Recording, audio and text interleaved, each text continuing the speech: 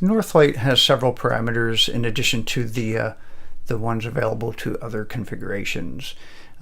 These are also in the sub-construction settings. And to show these, I'm going to switch to a wireframe side view.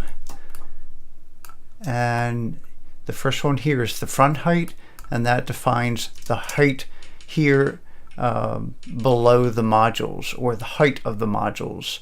So here, if I have 30, let's change that to say 50, and you'll see that the module raises up.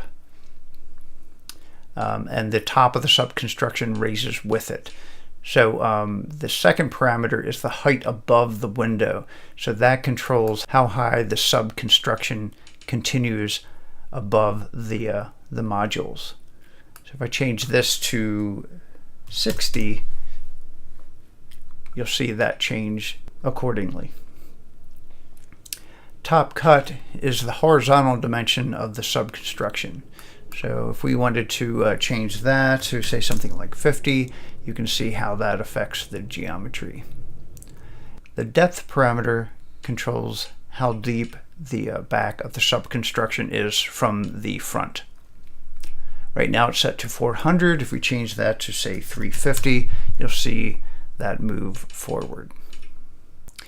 There's also a lining top angle and lining bottom angle, and they actually control how the opening is cut for the modules. So here they're set to 0. If we change these to say 20 for the top, you'll see that angle has now splayed for the top.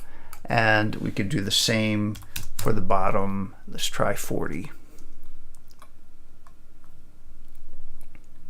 In addition to that, if we have an atrium configuration with multiple rows, we now have that atrium beam structural depth, and that can be set here, and that will change accordingly.